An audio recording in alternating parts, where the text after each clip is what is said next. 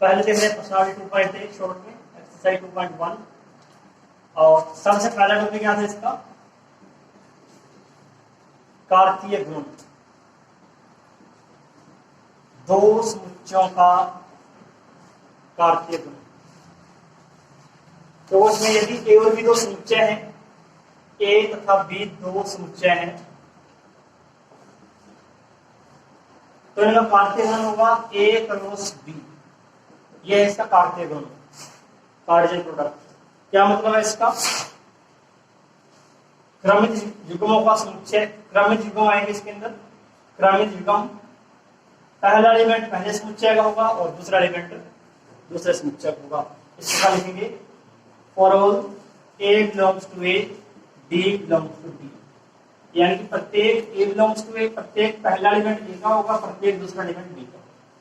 इसे हम कहेंगे दो समुच्चयों का कार्तीय गुण। एक एग्जांपल और देख लेते हैं इसको। ऐसे एग्जांपल हमारे पास सेट ए आपको दे रखा है 1 2 3 और सेट बी आपको दिया हुआ है 4 5। तो कार्तीय गुण लिखना हमें ए क्रॉस बी, कैसे लिखेंगे इसको, 1 का पेयर 4 से 1 4 1 5। पहला एलिमेंट समुच्चय ए से लेना है, तो 1 भी हो सकता है, 2 भी हो सकता है, 3 भी हो सकता है, और दूसरा एलिमेंट देना है हमें समुच्चय बी में से 4 या 5 होगा।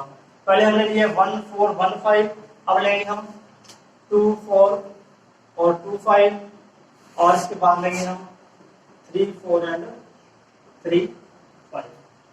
ये है समुच्चयों ए और बी का कार्तीय गुण। ठीक है, 2.1 में इसी से रिलेटेड क्वेश्चन है, बहुत ही आसान से है वो आपको। अब अपने जो सबसे इंपॉर्टेंट टॉपिक है प्रश्नावली 2.2 एक्सरसाइज 2.2 को स्टार्ट।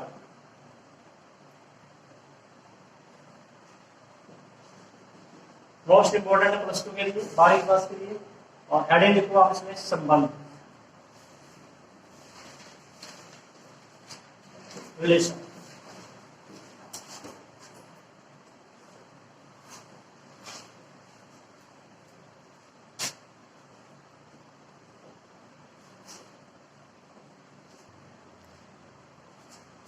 रिलेशन यानी कि संबंध, दो परिभाषाएं हैं इसकी। पहले एक बार देखते बाद में करेंगे सभी। माना ए और बी दो समुच्चय है, ए तथा बी दो समुच्चय है। पहली परिभाषा क्या है, तो जो इनका कार्तीय गुणन है, इनके कार्तीय गुणन, कार्तीय गुणन ए क्रॉस बी। अब हमने एग्जांपल में देखा ए क्रॉस बी का प्रत्येक उप समुच्चय, जितने भी इसके उप समुच्चय संभव है, प्रत्येक उप समुच्चय ए से बी में एक संबंध कहलाता है।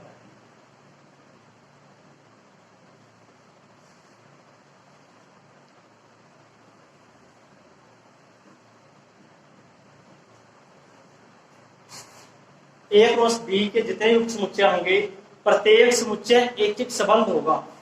अगर ए क्रॉस बी के 8 उप समुच्चय बन रहे हैं, तो इसका मतलब 8 संबंध होंगे समुच्चय ए से बी। एक परिभाषा इसकी ये है। दूसरी परिभाषा क्या है, फर्स्ट परिभाषा है। सेकंड परिभाषा, उन क्रमिक युग्मों का समुच्चय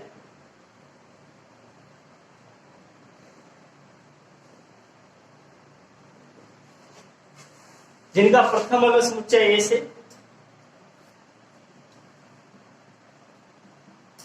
जिनका प्रथम अवयव होगा समुच्चय ए से,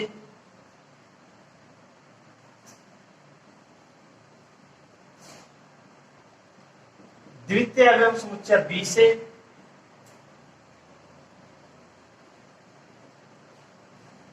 समुच्चय बी से इस प्रकार है कि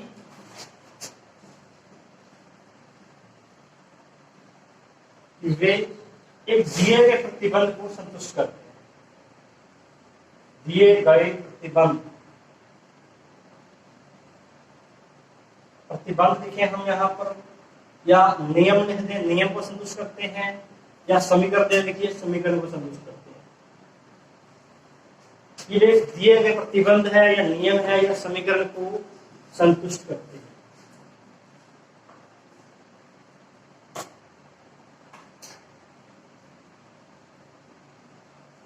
संबंध करना,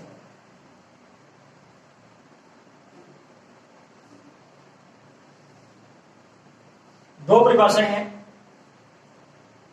पहली है, यदि ए और बी दो समुच्चय हैं तो उनके कार्तीय गुणन ए क्रॉस बी का प्रत्येक उपसमुच्चय ए से बी में एक संबंध है। दूसरी परिभाषा, यदि ए और बी दो समुच्चय हैं, फर्स्ट लाइन सेम रहेगी, वो कर्मज जो हम ले रहे हैं जो दिए गए नियम को संतुष्ट करते हैं। नियम जैसे तो अपने एग्जाम्पल में लेंगे बाद में, जो दिए गए नियम को संतुष्ट करते हैं। कंडीशन क्या है, क्रमित युग्म में पहला एलिमेंट तो होना चाहिए समुच्चय ए का और दूसरा एलिमेंट होना चाहिए समुच्चय बी का, और एक नियम को संतुष्ट करते हैं। ठीक है, अगर परिभाषा लिखो फिर हम दोनों टाइप के एग्जाम्पल देखते हैं।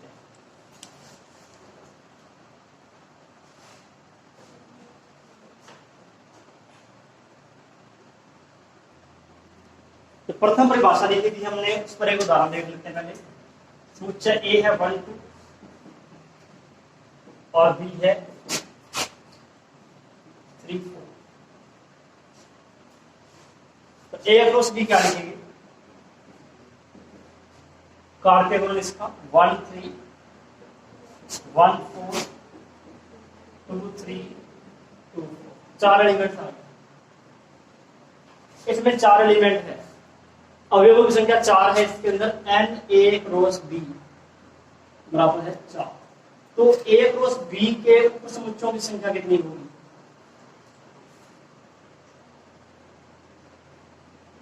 उपसमुच्चयों की संख्या 2 की पावर 4 आएगी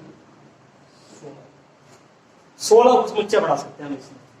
तो प्रत्येक उपसमुच्चय एक संबंध होगा, यानी कि समुच्चय ए से बी में परिभाषित, ए से बी में परिभाषित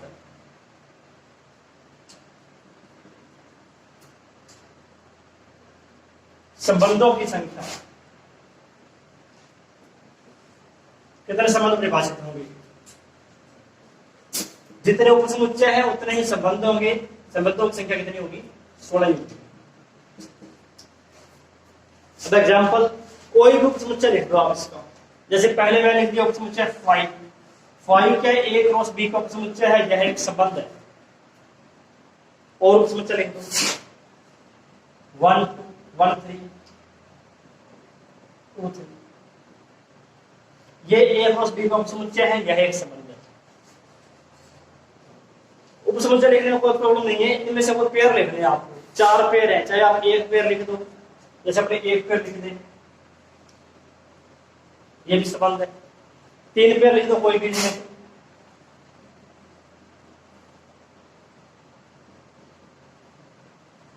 ये भी एक संबंध है। सारे के सारे पेयर लिख दो, वो भी संबंध है।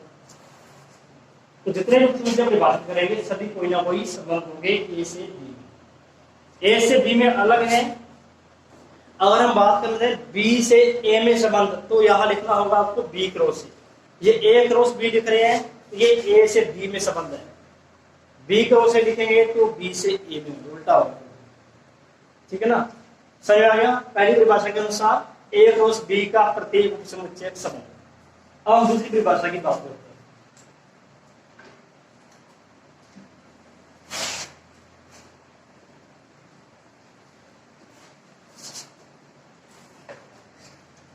दूसरी परिभाषा जो हमने लिखी उसके अनुसार हम एक एग्जांपल ले रहे हैं 2 3 4 और 5।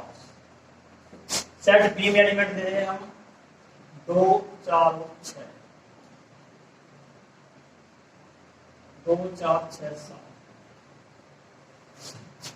अब संबंध इस प्रकार है, a b belongs to r, a b का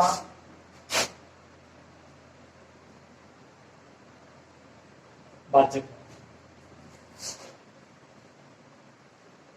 ए बी पेयर आर में कब होगा, आर संबंध है यहाँ पर। यह पेयर आर में कब होगा, जब फर्स्ट एलिमेंट सेकंड का डिवाइडर है, डिवीजन बोलेंगे तो डिवीजर है यानी कि वाचक है। एक इसमें से लेना आपको ए में से, यहां लिख देते हैं ए एलिमेंट मिलेगा आपको ए में से, बी एलिमेंट मिलेगा आपको बी में से। फॉर एग्जांपल जैसे हम लिखे 2 2 का भाजक है, ये दो तो लिया हमने ए में से और बाद वाला दो लिया हमने बी में से, भाजक है, इसका मतलब 2 2 का पेड़ जो आएगा आर में आएगा। इस पर डबल की निशान होता है इसका मतलब मैंने पहले ही बताया था आपको। इसका अर्थ ये है यदि ए बी पेयर आर में है तो ये कंडीशन सत्य होगी, और अगर ये सत्य है इसका मतलब ए बी पेयर आर में। जैसे 2 2 का भाजक है तो इसका मतलब 2 2 का पेयर आर में होगा। और एग्जांपल 3 6 का भाजक है, क्या लिख देंगे इसमें 3 6, 3 एलिमेंट किसमें से लिए ए में से, 6 लिए बी में से। इसी प्रकार कई एग्जांपल आ जाएंगे, मैं डायरेक्ट आर लिख रहा हूं। 2 पेयर तो हमारे पास है ही पहले से लिखे होते हैं।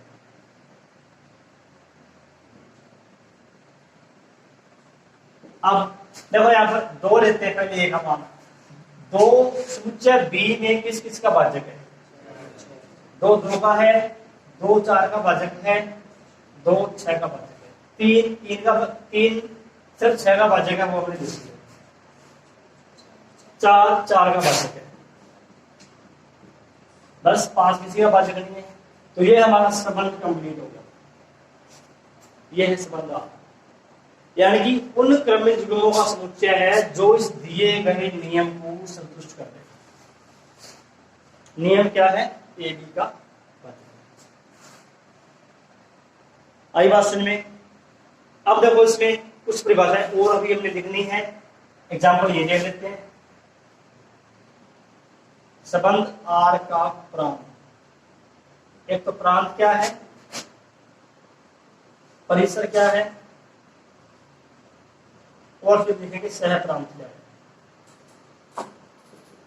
प्रांत क्या होगा, जो हमने आर के अंदर क्रमिक युग्म लिखे हैं, ये सारे क्रमिक युग्म है, इनके प्रथम अवयवों का समुच्चय। परिभाषा बाद में लिख लेंगे इसकी। संबंध आर में जो क्रमिक युग्म है उनके प्रथम अवयवों का समुच्चय, 2 3 2 यहाँ आ गया, एक एलिमेंट को एक बार लिखना है, 2 3 4, ये है आर का प्रांत। अब हम बात करते हैं आर के परिसर की। जो बाद वाले एलिमेंट हैं क्रमिक युग्मों के द्वितीय अवयवों का समुच्चय।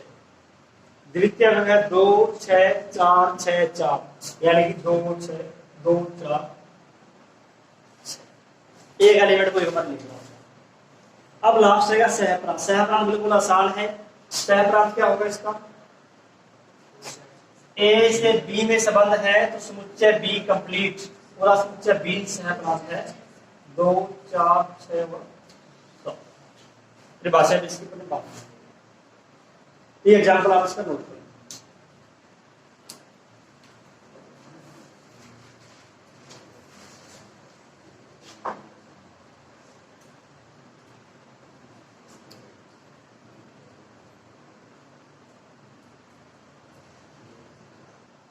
संबंध का प्रांत, परिसर और सह प्रांत। तो यदि लिख लो, मैं बोल रहा हूं, यदि आर समुच्चय ए से बी में एक संबंध है,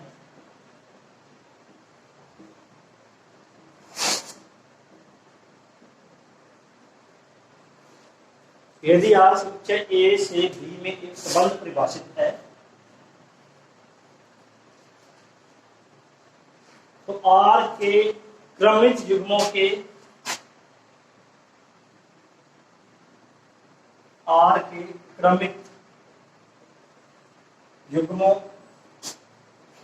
प्रथम अवयवों का समुच्चय,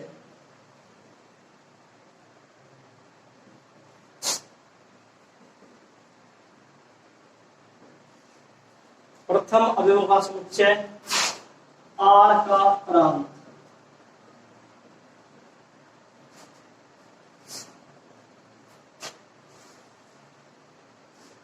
तथा क्रमिक युग्मों के द्वितीय अवयवों का समुच्चय आर का परिसर कहलाता है। द्वितीय अवयवों का समुच्चय आर का परिसर कहलाता है।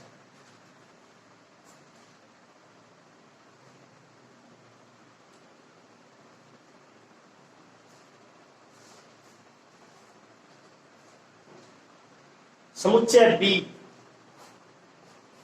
समुच्चय बी आर का सहप्रांत। जो भी यहां बाद वाला समुच्चय होगा, ये बाद वाला जो समुच्चय है इसे हम कहेंगे सहप्रांत। समुच्चय बी आर का सहप्रांत क्या लगता है? ये हमारी प्रांत परिसर सहप्रांत की कुछ भाषा होगी। एग्जाम्पल 7 देखते हैं। देखो एग्जाम्पल 7 में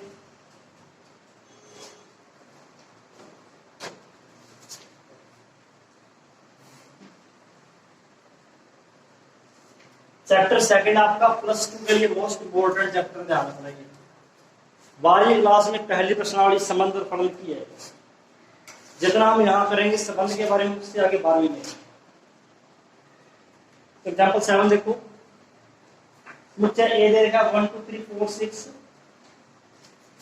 समुच्चय ए दे रखा है 1 2 3 4 5 6। और हमें दिया हुआ एक्स वाई,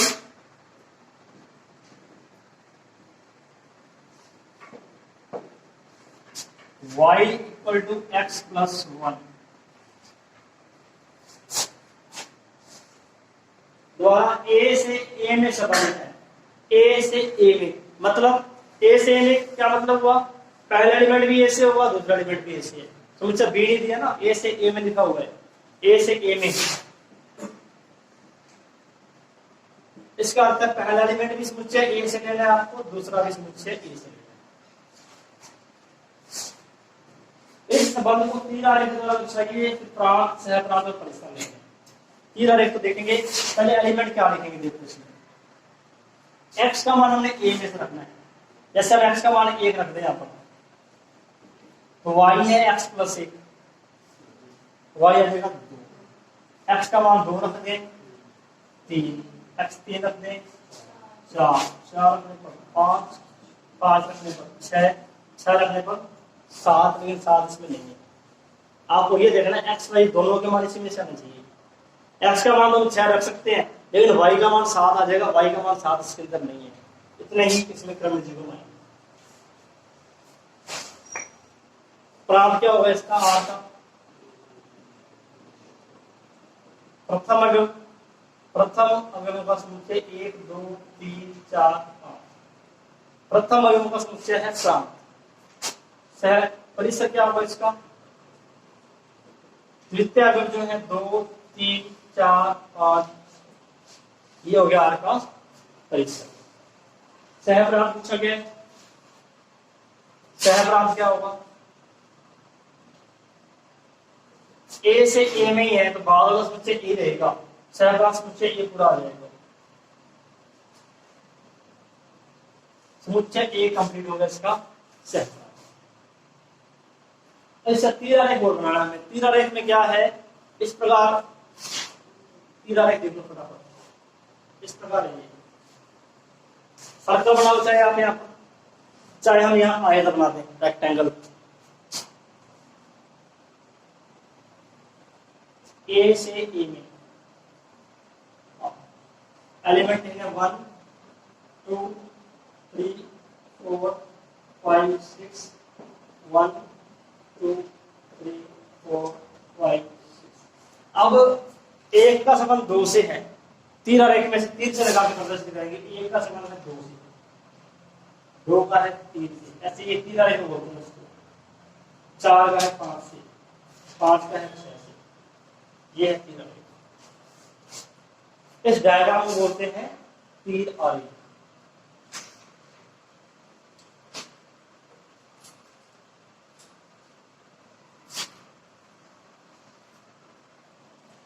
उदाहरण नंबर 8 देखो इसका। आकृति 2.6 में समुच्चय P और Q के बीच एक संबंध दर्शाया गया है। इस संबंध को समुच्चय निर्माण रूप में और रोस्टर रूप में लिखिए। इसके प्रांत परिसर क्या है? इस प्रकार हमें आकृति दी गई है। ये तो है समुच्चय P और फिर दिया गया है समुच्चय Q। संबंध दिया गया 9, 4 और 25।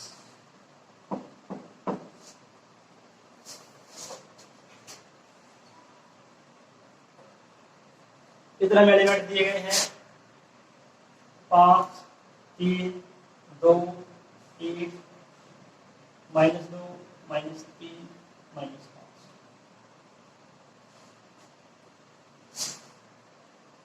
और इस प्रकार एक तीर इस प्रकार बनाएंगे, डायग्राम तीर बनाएंगे इस प्रकार।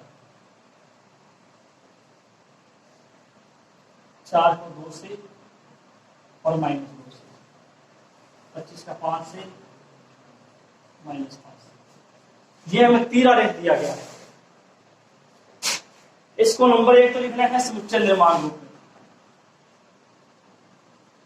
यानी नियम रूप में लिखना है इसको। X Y